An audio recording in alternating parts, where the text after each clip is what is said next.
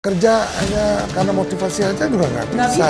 Ya. Juga harus kita inovatif, Ya, kreatif. Saya bayangin aja, saya seorang insinyur saat itu menjadi sales engineer. Nggak pernah dapat order, buah-buah.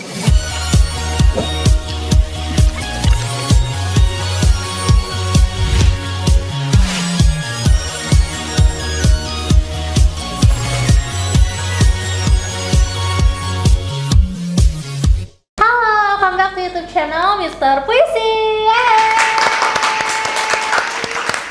Hari ini ada hehe-nya, hehe gitu ya.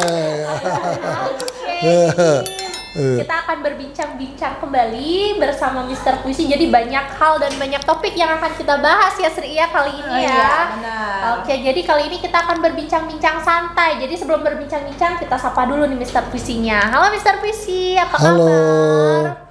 Kabar baik, selalu baik. Sebelum kita mulai nih, kayaknya ada yang aneh ini. Iya. Kita hitam-hitam ini hari ini. Tema apa ini? Yang penting pakaian boleh hitam, tapi jangan hati kita yang hitam. Itu. Iya. Oke, Mr. Puisi sudah siap ditanya-tanya? Oke, Bos. Oke, bos berarti siap. Oke bos, oke bro ya. Oke. Oke, nah Mr. Puisi, kali ini kita akan berbincang-bincang mengenai tentang motivasi diri. Nah, Mr. Puisi, bagi tips dong sebagai untuk anak muda nih, sebagai anak muda kenapa nih kita perlu yang namanya untuk motivasi diri? Ya, motivasi itu sangat perlu.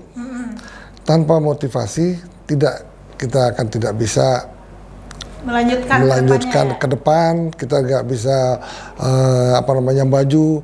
Karena apa?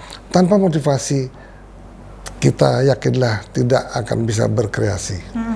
Karena kalau kita ngelihat orang sukses itu bagaimana mereka bisa sukses, kita harus pelajari dan banyak-banyaklah membaca buku orang-orang sukses. Kenapa kok misalnya seseorang itu bisa sukses? Ada apa? Kita pelajari. Nah, sekarang banyak buku-buku motivasi ya, sehingga kita bukan meniru, kita ingin mengetahui kenapa sih dia bisa sukses. Gitu.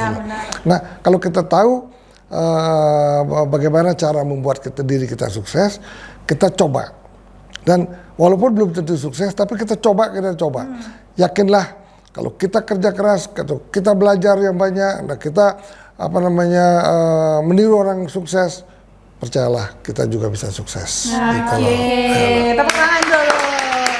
Intinya kita usaha dulu ya Mr. Puisi ya, meskipun hasilnya belakangan ya gitu. Benar. Nah, banyak hal memang yang dapat memotivasi diri kita. Nah, Mr. Puisi berbicara tentang hal-hal yang dapat memotivasi, itu Mr. Puisi kan anggapan dibandingkan kita menjadikan Mr. Puisi seorang panutan nih sebagai anak muda kayak gitu. Menurut Mr. Puisi nih, hal apa saja sih yang bisa memotivasi kita gitu loh, dengan melihat Mr. Puisi yang sekarang kan udah menjadi seorang pengusaha, terus terjun di dunia seniman, dan sekarang juga menjadi seorang content creator kayak gitu.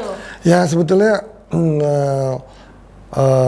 kita bermotivasi itu tidak langsung seketika itu.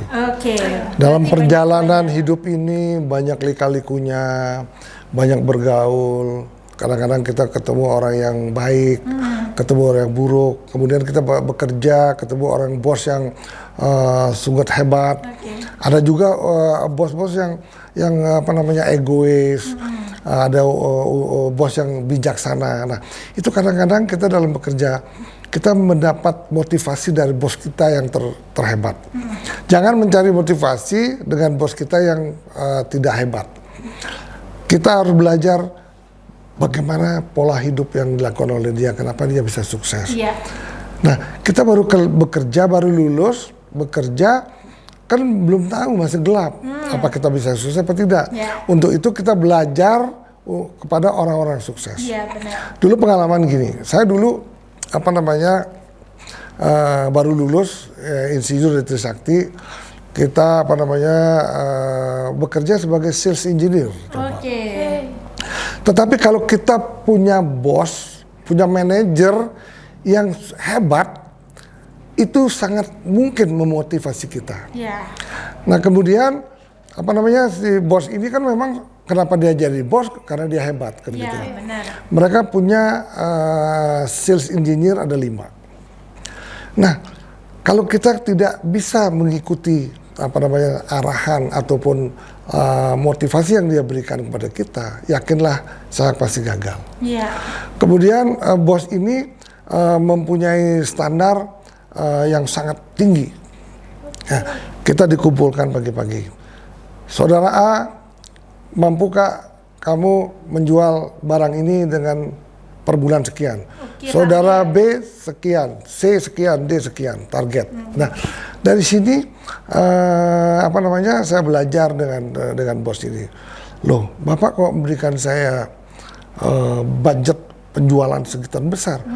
Apakah Bapak pernah mampu menjual dengan budget yang sebesar ini? Akhirnya dia bilang, bukannya sebesar ini, saya 10 kali lipat saya bisa menjualkan seperti apa yang telah ditargetkan oleh pimpinan saya dulu. Wah, saya jadi termotivasi kan. Iya.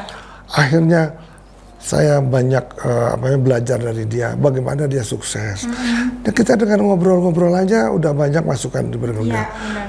Saya bayangin aja, saya seorang insinyur dijadikan saat itu menjadi sales engineer coba. Menjadi apa namanya bagian penjualan. Padahal saya waktu itu kan orang terlalu pendiam. Bagaimana bisa menjual barang karena orang kita pendiam, kita orang malu-malu. Iya, benar. Saya belajar sama dia, Pak, bagaimana saya seorang pemalu bisa menghadapi bos-bos yang kita akan temui untuk bisa menjual barang kita sesuatu. Udah, besok ikut saya ajarin. Habis itu saya datang ke direktur Pertamina pada saat itu untuk memasarkan sebuah mesin kompresor namanya. Nah, saya bilang, Pak, apa nggak perlu minta appointment dulu? Nggak usah. Kalau bos-bos kita minta janji, pasti nggak diterima. Datangin aja. Katanya, wih, waduh, jadi dapat motivasi saya kan. Datangin aja. Pas kita datang di sana, sekretarisnya namanya bos Dirut Pertamina saat itu kan bilang, aduh, nggak sembarangan ketemu Bapak Dirut, lagi sibuk, lagi ini, lagi so, nggak bisa diganggu. Ya boleh nggak saya tunggu? Oh, jangan besok aja datang. Bos saya bilang, saya sampai tunggu. Harus tetap, Saya mau tunggu. Sekretaris ini karena kita dianggap, ini siapa sih? Anak-anak baru, anak muda-muda ini ngapain ketemu? Padahal kita punya barang yang sangat luar biasa, yang sangat dibutuhkan oleh Pertamina saat itu. Akhirnya ngotot, nggak dikasih besok aja, bos saya ngotot. Dia tunggu di sana. Maaf Bu, saya lagi capek sekali, saya tunggu ya. Ya silakan tunggu, dia nggak bakal bisa ketemu. Coba. Waduh, perjuangan banget. Perjuangan. Tiba-tiba, apa namanya? Itu bos itu justru bukannya dia sudah di kantor, dia rupanya baru datang ke kantor. Waduh. Nah berarti kan ini sekretarisnya kan bohongin kita kan. Iya. Pas datang ke kantor, langsung itu bos saya tuh padahal nggak kenal. Selamat pagi Pak, aduh saya sangat butuh Bapak, salaman dulu Pak. Pak salaman sedikit sebentar aja Pak. Ada apa ini? Pak, jangan salahkan saya Pak. Saya mendengar barang kompresor Bapak meledak, tidak ada spare partnya. Saya punya spare. Oh masuk. Coba. Waduh. Coba masuk. Barang apa? Kompresor mana? Oh yang di Cilacap. Iya betul. Kita pusing. Kamu punya barang apa? Oh punya merek ini. Coba kamu masuk coba. Coba kalau kita diusir gitu pulang besok kita sebulan pun tidak bisa ketemu. Iya, belum tentu. Nah itulah yang memotivasi saya seperti bos saya yang sangat hebat itu. Oke. Setelah masuk ke dalam, waduh, kamu hebat. Kamu bisa cegat saya padahal Anda nggak kenal saya. Saya berani cegat demi kepentingan Bapak. Kenapa? Kalau Bapak udah tahu, saya udah selidiki bahwa Bapak tidak mendapatkan barang seperti yang saya miliki, yang Bapak sangat butuhkan. Waduh, terima kasih kamu. Kamu namanya siapa? Oh, namanya ini. Kerjanya ini Pak, kartu nama saya. Wah, malah dia nanya handphone kita. Coba. Waduh. Ya tuh. Jadi akhirnya kita mendapat order langsung saat itu. Ya, oke.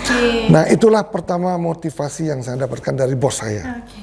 Nah, kalau misalnya bos kita dulu lemah lembek dan udahlah nggak apa-apa, sampai hari ini saya nggak bisa Berada di titik ini. pada di titik ini. Oke. Itu loh. Jadi motivasi itu banyak ya halnya ya, ada yang datang dari pengalaman dan yang paling terpenting itu poin yang saya dapat dari cerita Mister Puisi tadi itu adalah jangan pernah menyerah. Jadi tetap berjuang karena perjuangan itu juga sebuah motivasi ya. Dengan berjuang dan nantinya pun kita dapat memotivasi orang lain ke depannya ketika kita udah berhasil mendapatkan hasil dari perjuangan yang kita lakukan. Nah, itu penting. Kalau ada kata-kata motivasi, harus diimbangi dengan kata-kata inovasi. Bagaimana kita berinovasi dalam saya bekerja sebagai sales engineer? Ya. Itu harus. Harus ya. Kalau aja kita punya motivasi, nggak punya kreasi, nggak punya inovasi, kita udah jalan tempat. Contohnya gini, saya waktu itu kan saya sebagai salesnya kompresor. Oke. Saya masih ingat sekarang, itu kompresor mereknya Ingersoll-Rand. Saya ingat sekali. Akhirnya, karena saya sudah ahli dalam kompresor, saya juga mempelajari kompresor milik lain. Nah, misalnya merek Sulair, yang kita jual ada Ingersoll-Rand. Ya. Kita cari kompresor yang harganya lebih murah, tapi kualitasnya sama. Oke. Nah, ini dimiliki oleh distributor lain. Ini kita miliki sendiri. Artinya dimiliki oleh perusahaan saya. Saya waktu itu datang ke perusahaan industri yang besar. Saya menawarkan kompresor merek Ingersoll-Rand. Langsung sebenarnya itu, jelek, saya udah pakai rusak-rusakan. Karena saya orang yang inovatif, kreatif, Pak, jangan salah Pak, memang ini jelek. Nah, terpaksa kita menjelek-jelekan itu demi kepentingan kita mendapat duit dong. Bukan menjelekkan, karena dia bilang duluan ini jelek. Dia bilang after sales service-nya nggak bagus, kemudian stoknya nggak ada. Waduh Pak, kalau yang after sales service bagus, ini namanya merek Sulair dan harganya murah tapi kualitasnya sama dengan Ingersoll. Wadah, kalau gitu coba lihat. Wah, langsung dia lihat. Ya, waduh, gua cocok nih. Langsung dia beli, coba. Nah, itulah. Makanya kalau kita kerja hanya karena motivasi aja juga nggak bisa. Ya. Juga harus kita inovatif, kreatif. Ya. Nah, kalau kita memasarkan, nah bukan itu aja. Kita memasarkan kompresor, kita memasarkan merek orang lain. Malah ada kita juga memasarkan alat berat. Alat berat. Jadi saya lihat kalau waktu itu kan di kantornya kok ada alat berat. Jangan-jangan dia butuh alat berat. Saya bilang, Pak, alat berat itu kayaknya kurang bagus loh. Emang kenapa? Saya punya yang lebih bagus Pak. Nah itu. Jadi akhirnya bukan beli kompresor, beli alat berat, beli kompresor. Malah kita berteman dengan dia. Saya masih ingat banget sama bapak itu yang bisa membuat saya menjadi sales engineer yang nomor 1 di perusahaan saya saat itu. Itu loh. Nah, sampai-sampai, nah karena gini lagi. Nah, kembali kepada kita diri sendiri. Kita udah menjadi sales yang sukses. Dalam hati saya, kenapa sih kita nggak buat perusahaan yang sama seperti ini? Ngapain kita jual barang orang lain? Kita jual barang sendiri. Saat itulah saya membuat perusahaan sendiri. Dan lebih inovatif lagi, bos saya itu saya ajak coba. Berarti kan kita hijack dia. Loh, saya bilang gila nih bos. Ini kalau partner gue pasti akan maju, perusahaan yang dia pegang juga maju. Salah, waktu itu saya bikin perusahaan baru berdua sama dia. Nah terus berdua, kita nggak punya modal kan? Aduh, gimana kita nggak punya modal? Ya udah gini aja, kita cari orang punya modal, kita sahamnya kecil aja berdua, yang punya lebih besar. Dapat modal, dapat kantor, dapat modal, akhirnya kita cari keagenan. Waduh, tidak disangka-sangka, kita perusahaan saya tuh saya ingat namanya PT Petrotek. Namanya Petro berarti kan perusahaan dengan perminyakan, kompresor, pompa segala macam. Nah, saat itulah saya mulai belajar dan saya bisa hijack bos saya sendiri. Nah, itu kan gampang kan. Nah, makanya untuk bekerja itu bukan hanya perlu kerja keras, perlu juga keberanian. Itu loh. Oke, berarti kalau berbicara tentang motivasi itu banyak hal ya. Untuk mendapatkan sebuah motivasi itu nggak cuman kita bisa nerima doang, tapi di dalam diri kita juga harus ada yang namanya keberanian, ada yang namanya perjuangan, terus ada yang namanya inovatif dan juga kreatif gitu. Ya, kalau kita kerja serba takut nggak bisa. Percuma mau dimotivasi sebanyak apapun kalau ujung-ujungnya kita cuma aduh nggak berani. Tapi kalau mencari duit bekerja janganlah takut. Tapi kalau mencari pacar takut nggak apa-apa. Beda. Kalau gitu nyari loh. pacar perlu motivasi nggak, Mister? Kalau mencari pacar nggak usah motivasi. Tunjukkan dirimu baik, tunjukkan perhatianmu, pasti dapat pacar gitu loh. Nah, kalau kita kerja, kita perhatian sama bos kita, nggak dapat order, ini dibuang gitu loh. Ya, kita beda itu. Kita perhatian terhadap seorang perempuan beda dengan perhatian terhadap kantor kita bekerja. Di tempat kantor kita selain perhatian, kita juga harus kerja keras. Ya, kalau hanya perhatian doang nggak pernah dapat order, lu gua buang kayak gitu loh. Belum lagi kalau di perusahaan saya disuruh apa-apa tapi selalu takut gitu kan. Tidak ada perkembangan, jadi kurang inovatif dan kurang kreatif gitu. Kalau dari Cika ada nggak yang mau ditanya-tanya terkait dengan motivasi diri nih? Motivasi diri. Nah, Mister Puisi, pengalaman apa nih yang Mister Puisi mau ceritain lagi tentang motivasi? Nah, ini ada lagi. Akhirnya saya bekerja sebagai perusahaan supplier. Nah, sekarang karena jiwa saya selalu inovatif. Kemudian saya nggak mau seperti segini-segini aja kan. Bikinlah, mulai beranjak ke properti. Sebelum beranjak ke properti, saya bekerja dulu dalam perusahaan properti. Nah, saya banyak mendapat motivasi dari bos saya. Bos saya itu yang namanya, rasanya dia nggak pernah belajar mengenai ketenangan jiwa. Nggak pernah dia belajar itu. Tetapi ketenangan jiwanya memang sudah ada dalam dirinya sendiri ya. Nah, makanya saya banyak belajar dengan bos yang ini. Kemudian saya mendapatkan bagaimana caranya bisa menenangkan diri. Nah, makanya saya juga setiap saya di mana saya menginjakkan kaki, disitulah saya harus mendapat ilmu motivasi dari orang lain. Nah, itu kuncinya.